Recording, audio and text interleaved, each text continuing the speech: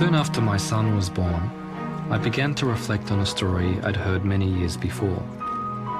It was a story about the power adults hold over children. The stories we tell them, and the stories, like this one, that they are never meant to hear.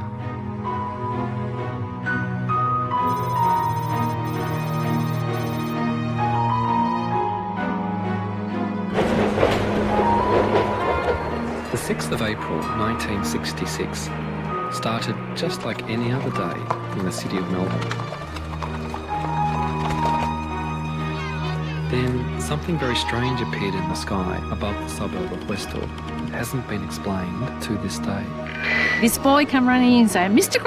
Greenwood, there's these things in the sky, these things in the sky. We looked up and we just saw this saucer type thing taking off. It wasn't a plane, it wasn't a balloon, it was nothing like that. A lot of the kids took off towards where it seemed to go. All the students were just running all over the place, hysterical.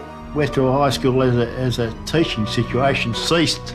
My girlfriend and I sat on the fence, climbed the fence, the school boundary, and we were crying, thinking it was the end of the world.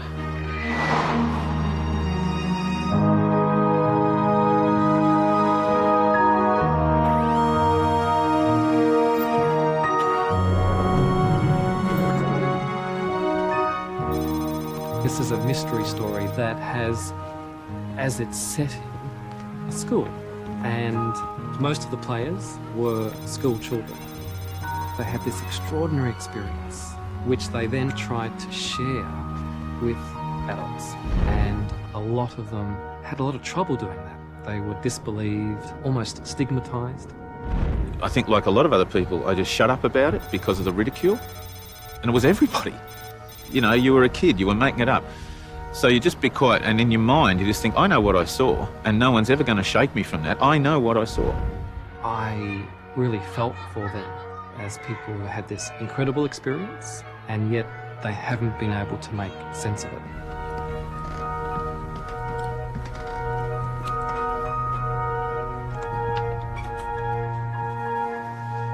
This is the biggest mass UFO sighting in Australia, yet it seems to have been suppressed, deliberately kept out of the public view. Like the witnesses, I want to find out why.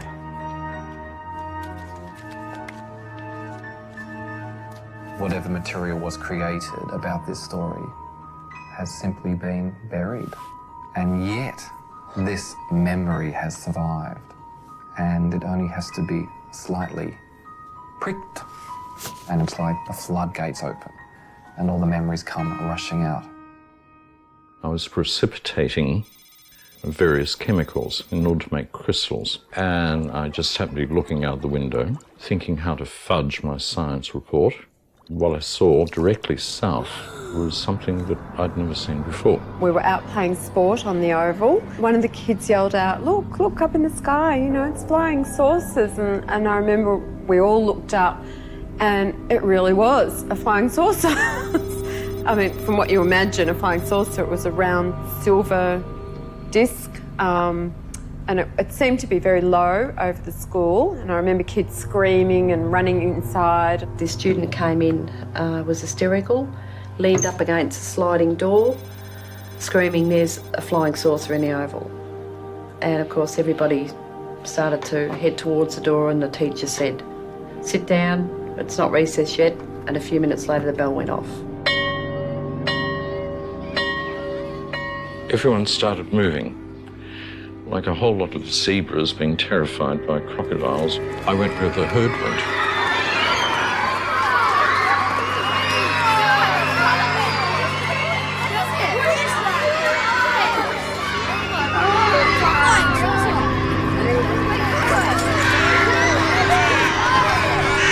Barbara Robbins was the chemistry teacher at the time. She just grabbed a camera and started clicking.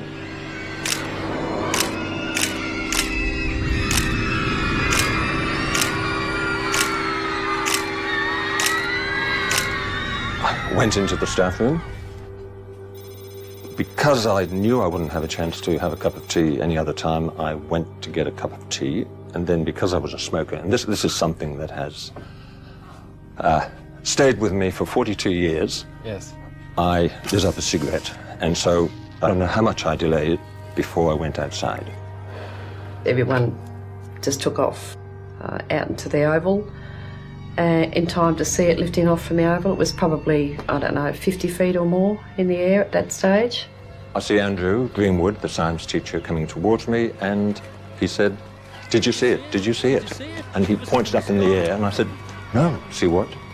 I have a very, very clear picture of him, and I remember almost exactly what he said. And he said it was up in the sky, it moved at incredible speeds, it hovered, it seemed to go away, and there seemed to be light planes. He thought Cessnas he thought they were actually checking it out from the Melbourne airport. Yeah. And they were circling around it. Sort of stopped dead, and stopped dead in the air, and then it just sort of started descending straight down. And I'd say it got down about halfway up that gum tree or above the goalpost and sat there for a while, and then it just sort of lifted straight up and then just took straight off. This thing went down behind the trees, then it came up, and it was like it had become aware of these planes coming in, and it just went woof and just left them like they were standing still. And then it went across to an area called the Grange, which was a bit of a pine plantation behind the school.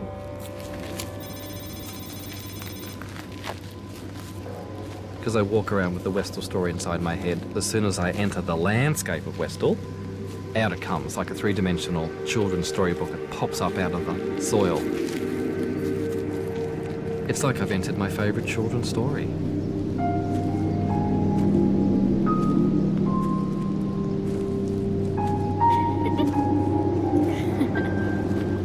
The Grange was a special place for Westall students. It's where they went on cross-country runs, but it's also where childhood games and hunting for lizards gave way to illicit smoking and steamy liaisons.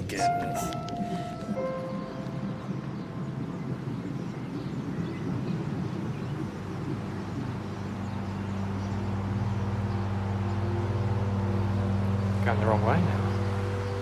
Let's be back here.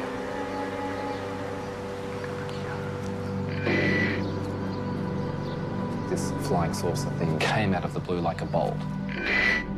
It's intertwined with romping around down at the Grange, out of sight of the school authorities or their parents. It has that sense of being involved with something dangerous or clandestine, and they were part of it.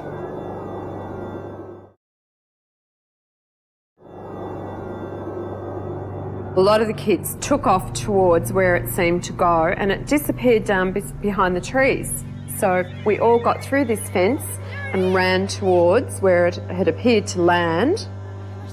Tanya and I and this other girl, we were over the fence. Tanya was in the lead, and we ran towards where it was coming down.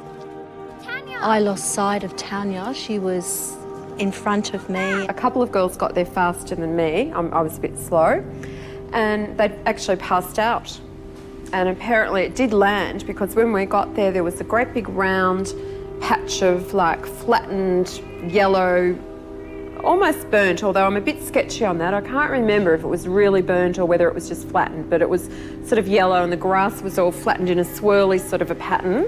Before I got there, the disc came back up again, so I stopped chasing it. We looked up and we just saw this saucer type thing taking off, and it seemed to turn side on and just disappear into thin air. Well, what about your friend Tanya? I believe she did see it on the ground. She did see it on the ground? So I was given to believe, yes. But I went back to school, and Tanya went back to school and basically had gone all to pieces. There was definitely an ambulance on the oval, and I was told that she'd been taken away in the ambulance, and that was the last time I ever saw her. Wow. She was just gone, and she never came back to school.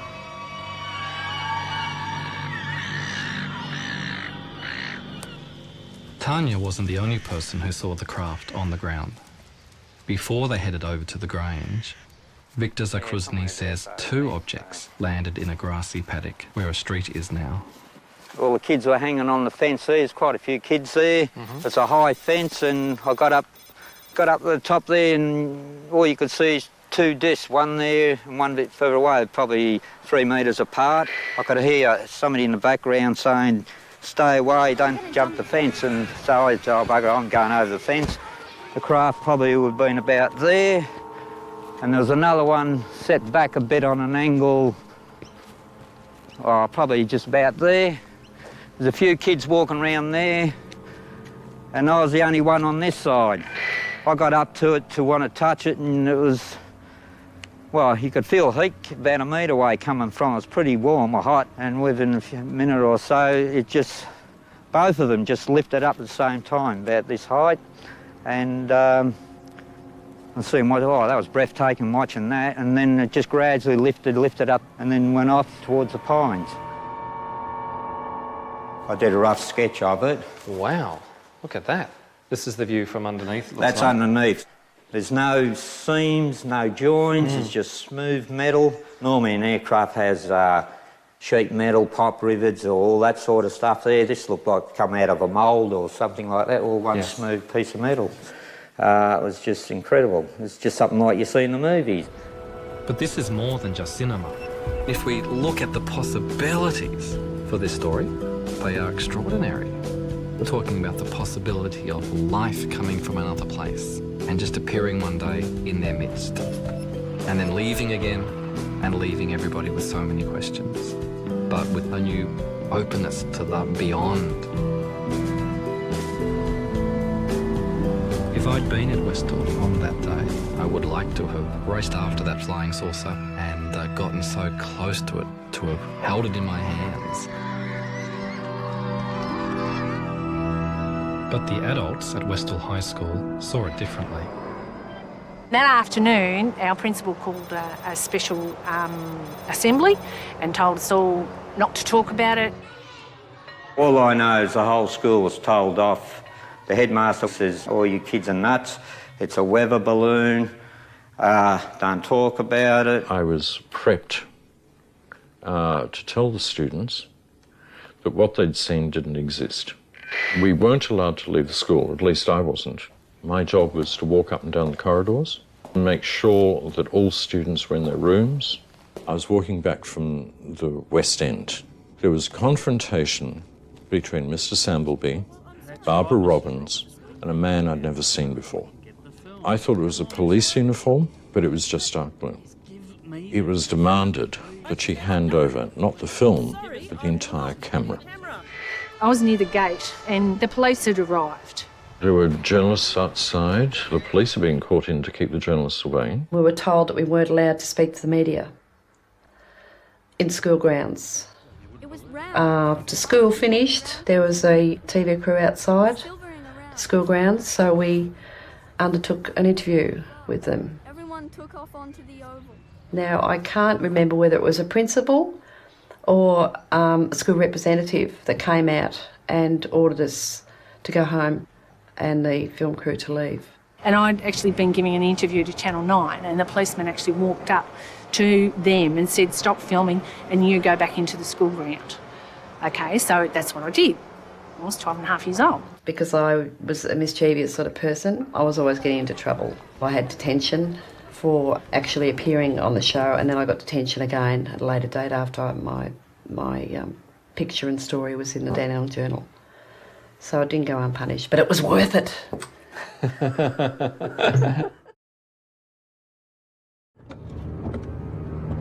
I now had two new leads to follow, Channel 9 and the Dandenong Journal. I rang Channel 9 first. They searched for a flying saucer story, and there it was.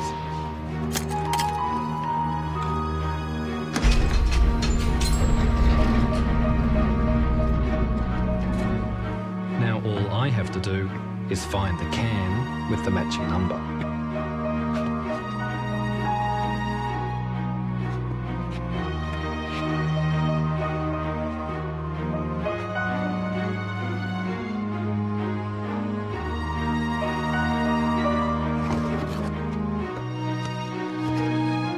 But oddly, there was nothing there. I was absolutely devastated, and nobody had any idea where it had gone.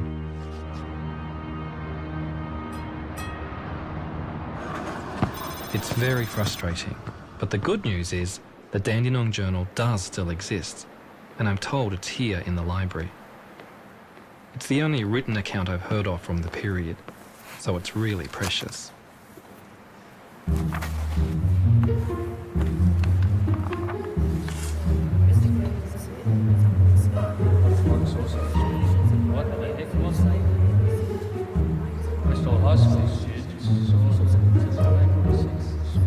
Something obviously happened. Some people apparently didn't want the kids talking about it, and that raises all sorts of questions. Why couldn't it have been discussed? Why couldn't it have been talked about openly? And why couldn't anybody find any more information about what it was? The headmaster, Frank Sambleby, is a key part of the story. He's passed away, but I hope his children, Max and Gail, can shed some light on his behaviour. Hello, Shane here. Anybody home? Hello. How are you? I'm good. How are you? Max? Nice to meet Hi. you. Nice to meet you. Thank you very much. Thank you. He played 50 games for the Hawthorn Football Club. He was a half-back flanker, and in those days half-back flankers ran in straight lines, and that's what he did. He was pretty black and white, and he had a very strong sense of right and wrong, and yeah, if it didn't fit in with what he believed, then yeah, he found it quite difficult. And this thing would have been seen as something that was disrupting the smooth operation of the school. And he would have been a sceptic as well. I mean, he didn't believe in supernatural things. He believed in the real life, didn't he? You know, when we were kids, there was a picture on the wall of a Roman soldier standing, holding his spear, and the lava was all falling down from Pompeii, and people in the background were all crouching and running, and Dad said, see, he's standing there doing his duty. And, you know, that, I mean, as children, we had to learn that discipline was important, respect, all those things, all the old values, and yeah, he found it really hard as things changed he was pretty judgmental. There was plenty for Frank Sambleby to be judgmental about. In the 1960s, rebellion at home and on the streets brought many young people into conflict with the establishment. Schools were run like the military, and teachers demanded respect and obedience. Westall High was no exception. I tried to contact some of the teachers, but many have passed away. As far as I know, only the science teacher, Andrew Greenwood, saw the object in the air. Although he's spoken with me privately, he refuses to go on the public record. Several teachers dismissed the whole thing as mass hysteria. The response left students feeling confused and conflicted. Some are still searching for answers. I want to find some sort of proof that this happened, so we don't keep on, you know, getting called silly people. And, you know, no one's ever wanted to know the details before. They just think I'm stupid, and, you know, they don't want to know the story. I said, I've seen UFOs or flying saucers, and they say, yeah, sure. What drugs were you on that day? And, you know, I was 13 years old. I was at school in the daytime. I wasn't on any drugs.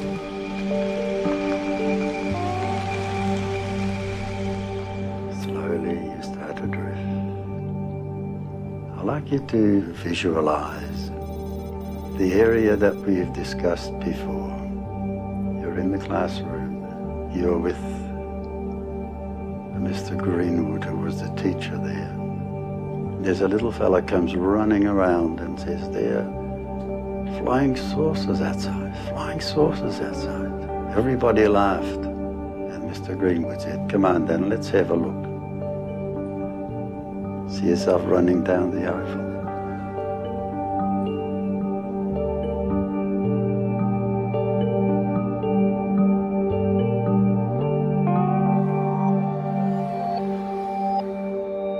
We're all affected by our experiences that aren't ever properly acknowledged or accepted.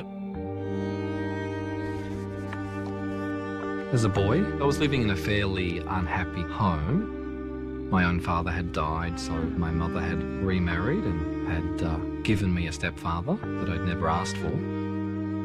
I was quite powerless, and no one really seemed to understand what I was experiencing as a child. I never really had anyone talk to me about it. Just having it acknowledged that what I was going through was real, that would have been a start. 1, 2, 3. Even though I know it's true, the more I try to see it again, the harder it becomes, I think. I can see bodies, but I can't see people, faces, you know. Mm-hmm. But I can still see the trees and the... Yeah, and the things. It was, yeah. The feelings don't go away. They just get buried and they sort of fester a little bit.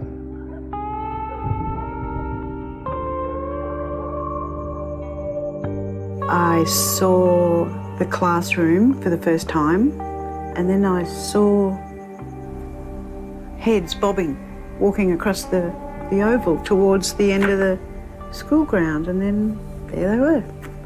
Still not 100% clear, but I know what they are. They're UFOs. If they were UFOs, there should be people around the area who can corroborate what the students saw. A headmaster might be able to shut down a high school, but surely not a whole suburb. Within days of delivering my flyers, I'm contacted by a new witness, Paul Smith, who used to work on a property next door to the Grange. We were loading up for market, and as we were pulling the carrots up, I looked up and I was facing the object in the sky, and I just thought, oh, somebody's got some way of projecting a film of something into the sky. I didn't believe that it was really happening. But my boss turned around and he saw it, and we stood there looking at it for several minutes. A few moments later, the children came over from the high school and they noticed us, they saw us, and they sort of took a while to make up their mind whether they would come onto the property, realising it's private property. Yes. And they decided they'd come in anyway, and they did. They ran straight over the market garden, and they crossed and walked down here to this corner. After a while, trucks turned up with, it looked like army trucks. Right. And there would have been about 20 guys got out. About how long after the object had vanished in the trees? Oh, I think it was only 20 minutes, which is not a long time. How did you know they were from the army? Well, they were khaki-coloured trucks, the covered in patches, you know, sort of that they to hide, you know. Like camouflage? Camouflage truck, yeah. And it was the long ones that carried quite a few people, and a couple of jeeps. So a couple of trucks, and a couple jeeps. of jeeps, and about 20 men in uniforms? Yeah. And the uniforms were what sort of uniforms? Just khaki-coloured uniforms. Just khaki? Yeah. No other, don't remember any other sort Not of... that I can remember. Colours or... No. I went looking for a military expert. If the army was able to turn up in just 20 minutes, where could they possibly have come from? It's quite evident that there was no deployable troops available in Melbourne at the time. The main units were all logistic, the supply battalions and so forth at places like Broadmeadows. There were lots of citizen military forces, today's equivalent of the Army Reserve, part-time units, but they couldn't have responded so rapidly, and nor could they have responded in such a large number. I've come to the conclusion that the first people to respond to the incident at Westall would have been civilians of some sort, quasi-civilians, probably working for defence, and probably wearing the sort of work dress that civilians working for, say, the Department of Supply, say, the research and development establishments of the period, the sort of work dress that those personnel wore. I discovered that other people in uniform were seen in the area on the day of the sighting. Les Medju went to the Grange with his younger sister, but they saw what seemed to be a different unit. We hid behind this tree, but fortunately this tree, the branches came down to the ground. Here we are, crouched down on our knees, and we can only look every so often as this tractor came around. He was on guard duty. This was a farmer who's decided to help out. We observed 2 army trucks, 2 men in camouflage, and 2 men in blue uniforms. We better cover this area. And it appeared that a soldier was using a metal mine detector. He's walking around sweeping back and forth. Keep down. The next time I see them, they turned and they started kicking violently at the ground. The 2 officers decide then, time to come back. They come back to the truck and they were gone, and then we could enter the paddock.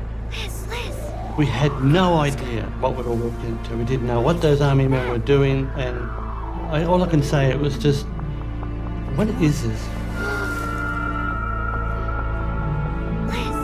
To have the army there and all the rest of it, it was something important.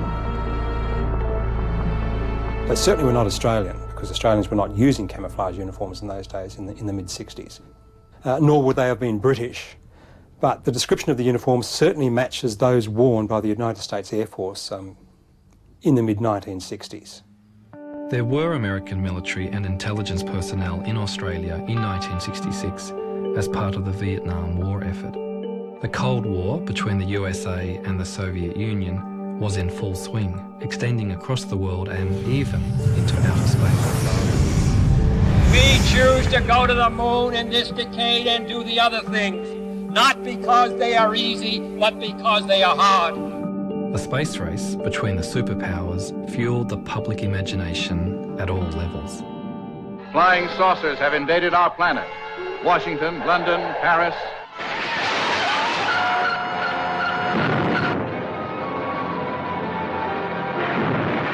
The fascination with flying saucers persisted all over the world.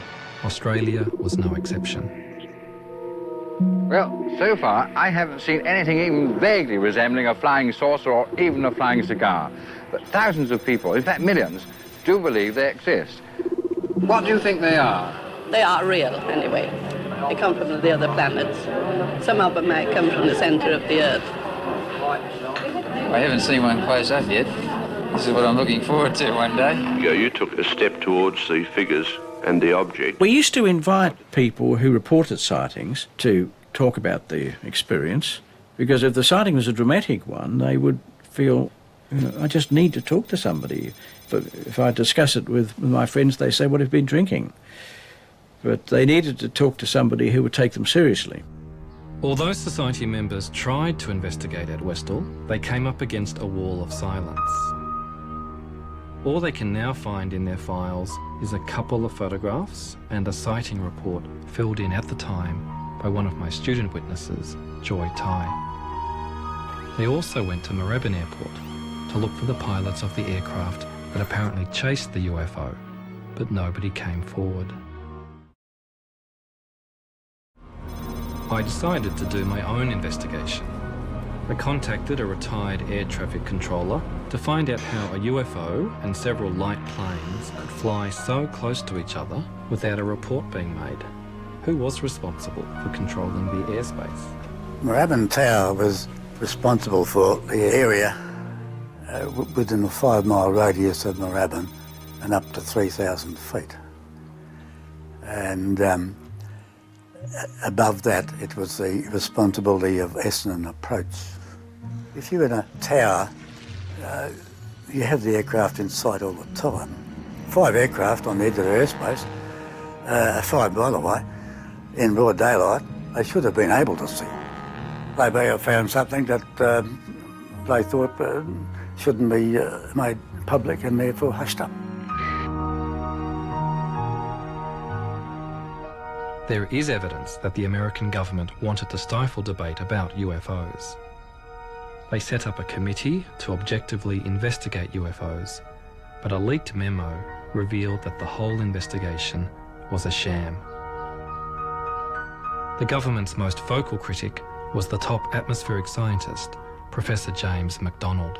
Why has the government taken this attitude, in your opinion? As a result of the extremely heavy wave of sightings in 1952, the CIA and Air Force became so concerned over the sheer number of reports that were tying up American intelligence channels that they wanted to get this signal out of the system, asked the Air Force, the CIA asked the Air Force for a debunking policy. The literal wording was to debunk the flying saucers, to decrease public interest in the UFOs.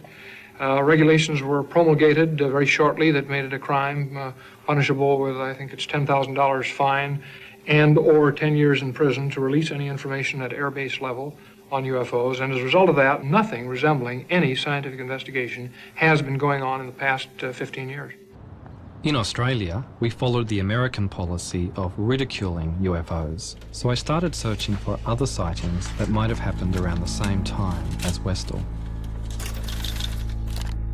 I discovered that 4 days before Westall, a witness took a photo from his backyard in Melbourne that matched descriptions of the object above Westall.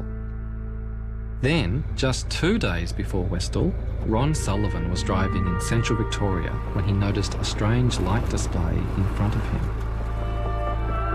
Got up towards it and holy moly, the whole thing lit up and the 10-foot area at the bottom sort of come up and met the top, and the headlights of the car was the biggest awesome thing I've ever seen. They just pulled to the right, as if they were magnetised. I could see all the trees on the right-hand side of the road lighting up, and I said, get out of this rod, and I pulled on the left. And I could feel the back left wheel spinning, and I got out of that.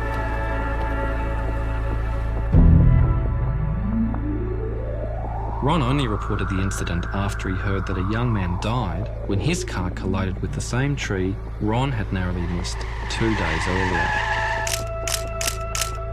A couple of people from government departments came and visited me. I know one was from the Air Force. They looked at the car, just walked around. I said, well, let's know what you find out. And they said, yeah, we will, Mr. Sullivan. Never heard any more about it. When I checked out the Royal Australian Air Force's list of UFO sightings for 1966, none of these cases were mentioned, though we know they investigated them. It took 16 years for records to be made available to UFO researchers. They knew what I wanted to look for, and when I arrived, there was a body of files there that consisted of a couple of very large postal sacks. I kept requesting more and more files, and ultimately I got to a point where I examined a continuity of files that satisfied me that I was seeing a comprehensive picture of the RAAF investigation at that time. I had a shopping list of things that I was focused on, and one of the key cases that I wanted to find out about was the Westall case. And surprising, with the rest of the shopping list I was fairly successful, but the Westall case, given that there seemed to be literally at least hundreds of people involved with it that had media attention at the time, there appeared to be evidence that there was a military investigation at the time. There was no Westall file. The disclosure team was between about 6 and 9 people over the years. As you can imagine, a 4 or 5 year project, as it turned out, needed quite a lot of effort. Literally was looking through hundreds and hundreds of file titles, maybe even thousands in the end. Along the way, we were always looking for files on the Westall incident from '66. We started off with the Air Force, but within the Department of Defence, we also checked out files belonging to the Air Board, unit files from Air Force bases, former Department of Civil Aviation, Air Safety Bureau, the CSIRO, intelligence files, ASIO. But the net result is we found nothing in this mammoth volume of government documentation which would even begin to be a hint that there was something about Westall in the government files. So amazingly, we drew a blank. The Westall sighting had clearly been erased from the record, but why? I hoped some publicity would draw former authorities out of the woodwork. I'm Shane. Channel 10, nice to meet you, Shane. Joy, is it Mark Howe from Channel 10? Nice to meet you. What we're really trying to get now is the people who are here as police, as soldiers, as scientists perhaps, looking close up at what was on the ground. Some closure, Joy. How would you get some closure on this? One thing that we would really like would be that someone either from the police or the military would come forward and say, yes, they were there.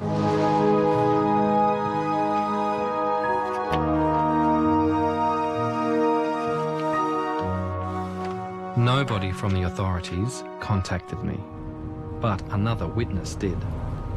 Kevin Hurley saw the circles at the Grange on the day of the sighting and went back the next day for another look. Then when we came to the area where we'd gone through the paddock, yes, there was the Air Force of the Army, a whole group of them there, stopping us from going through into the paddock. Don't come near this in this area, and we just headed off back home. And did they give you any reason No. why you couldn't come through? No, there were vehicles on the paddock, and they had some sort of instrument which at the time I thought looked like Geiger counters. The strong memory I've got is what happened after that. About a week later, I decided to go back again to have another look. As soon as we got down to where the paddock started, all the grass had been cut, which was quite disturbing. Wow. So then we walked through that area to where the circles were, and when we got into the area where the circles were previously, the whole area had been burnt, destroying all evidence. You asked me whether an R&D establishment would destroy evidence. Yes, of course they would. Bearing in mind that in the 1960s, Australia had great success financially with some of their pilotless target aircraft. Information related to some of these sorts of projects, if it was to be released to the wrong party, then it would have very adverse effects on Australia from a financial point of view. Any surviving documentation would be in Defence Central somewhere, but also probably overseas with the Allied. There may even not be anything left in Australia, because bearing in mind it would have been very highly classified and could well have been destroyed, as so much of that sort of record is after a period of time. So it's no wonder that I haven't unearthed any official records on Westall, but it's clear the authorities had something to hide. Just got called into the gymnasium, and then these people spoke, and they just sort of said, oh, well, what you saw was sort of an experimental thing, and we just don't want anyone talking about it or it going any further. So How many people were there that came, and do you remember? I think there was 5, from memory. And they were they men and women, or? I think there was 3 men and 2 women, from memory. So I'm not 100% sure. And do you remember if they were wearing uniforms? Some were in uniforms? No, they're just in plain suits. In suits? Yeah. And did they explain where they were from, who they were? No, not really. Just a couple of the teachers said afterwards they're from one of these experimental mobs to do with the armed forces and stuff like that, and that was sort of the end of it. It had to have been something that we were working on, and we knew all about it. We were in on it, even though we mightn't have known the detail. To have responded, that's one of the... That really, to my way of thinking, that's the key, is the fact that we whoever it was, the authorities, responded so rapidly. Now, they must have just about been sitting on the trucks with the engine going. And perhaps they were. Perhaps they'd received technical intelligence that there was something going wrong with this experimental craft, and they weren't sure where it was going to land, but they were ready to go get it as soon as it did land. It sounds like a rational, logical explanation, but it needs then to be supported with evidence. If you think about how the people described the shape of it, the speed, the manoeuvres that it made, there's nothing around today that comes close to that. The final proof might be, for example, getting a piece of the flying saucer and examining it, subjecting to scientific examination, and finding that it's of an element that is not manufactured on Earth. Now, that would maybe be the final proof. We haven't got that. So we're still at the circumstantial evidence stage, and whether that leads you to say, well, these are from outer space, they're interplanetary spaceships, or not, is a philosophical question. It's a question of what you yourself feel is proof. A yellow sign. I crave the proof that can be held in my hands and touched and smelled and measured. But I think we need to make room for a little mystery in our lives as well. I reckon somewhere in this area I believe truth can exist without proof of it, and I see a real truth in the stories and memories of the witnesses, We're probably even if it doesn't answer the question, what was it that flew over Westall? what I saw, I believe, is what a flying saucer has left behind. Professor James McDonald looked for proof in statistical data. His research brought him to Australia a year after the Westall sighting. I'd ordered some of his papers from Arizona University, hoping to find something about Westall. Wow, what is all this? There's a lot of stuff here. James McDonald's journal. His trip to Melbourne. There'll be stuff in here about Westall. Has to be.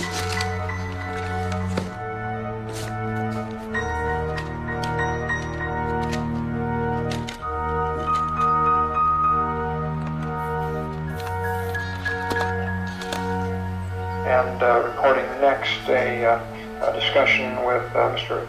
Andrew Greenwood in connection with the Westall sighting. This business about the headmaster, he's the one who seemed to be quite influenced by some pressures to keep things quiet. He just told me that an Air Force officer had been out to the school, and I was teaching at the time, and he told me that he wasn't going to interrupt my class so that I could speak to them. He promptly told them to get lost together. They can't have had much time with him, because I know I was very friendly with the senior master of the school. He said they were only in his office for very few minutes, and Sambleby had sort of come out fuming and muttering, you know, what rot, and all the rest of it. It's nice to have somebody telling the RAAF that it's a lot of nonsense and sending them packing. Victims of their own propaganda here in Hollywood. Yes. Now I had further corroborating evidence that the Air Force was involved at Westall. But students said other senior authorities also came to the high school.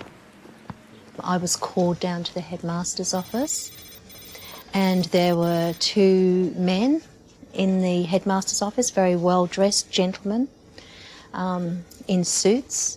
They weren't introduced to me in person, and I don't know where they came from. From my references now as an adult, I would say they were Asia. So this is the actual office? Oh, this feels quite weird, yes. Yes. There was a desk down this side here, and the headmaster was over here on that side, and the two men were standing over there, and I stood with my back to the window. Only one man spoke, and he started off by, we'd like you to go through what you said happened yesterday. He was firing questions at me fairly rapidly. Then we went into, oh, and we suppose you think you saw a flying saucer. And I'm like, well, I didn't say that. I said I saw an object, and we suppose you saw little green men. Can you remember how you felt once it was over? When I was actually in the confrontation situation with the men, I felt very angry. When I came out, I think I burst into tears. They were certainly Australian government, and I think it was part of their job to keep everything quiet and to not let the facts come out. They knew more than what they were saying. It was their job to squash what was being seen. It was a bunch of kids that saw this, so we would be able to squash this down. The authorities had found a way to silence the children, but they still had unfinished business with the teacher, Andrew Greenwood. He told me that two officers came to his home and threatened him under the Official Secrets Act. They said that he couldn't have seen a flying saucer at Westall because there were no such things as flying saucers. They threatened to tell people he was alcoholic, even though he wasn't. As a first-year teacher with a career ahead of him, he couldn't take the risk of speaking out. The person who had taken all the risks was Professor James McDonald. His criticism of the government had provoked powerful enemies, but it didn't stop him challenging the establishment with other unorthodox scientific theories.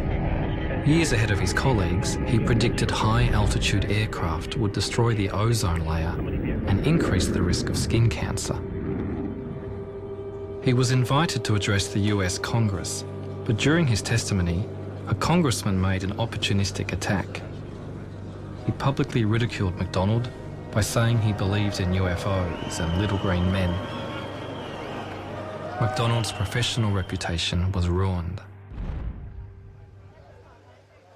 James MacDonald tried to create a climate of openness where unorthodox thinking could flourish. That's not what happened at Westall. I remember the assembly that we're all called for. We weren't even allowed to talk about it in school. We weren't allowed to mention it at all. There's like 20 people plus in the room at the moment, and there's a real buzz, and everyone's talking about my story. They're talking about the story. And as they're talking it through, they're putting the pieces together. It's wonderful. What isn't wonderful in the telling of this story is that Professor James MacDonald finally gave up the fight for UFO science. Humiliated and broken, he took his own life.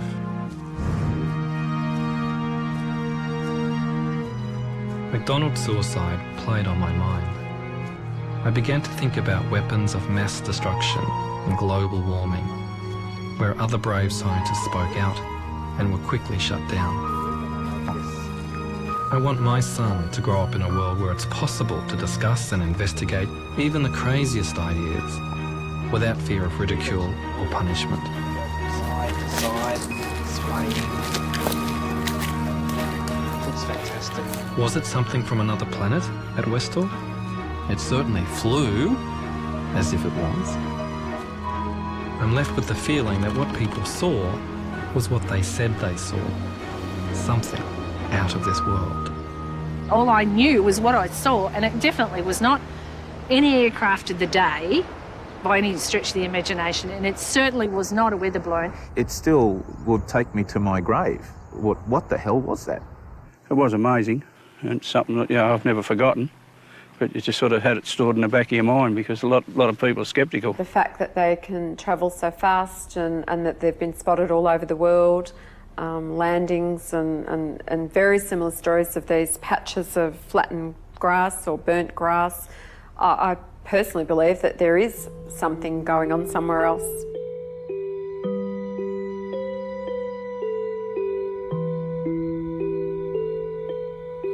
I believe there's life out there is. I don't know what they look like, but I'm not afraid of them. I look up at the sky and say, look, where are you, you people? Come and talk to me.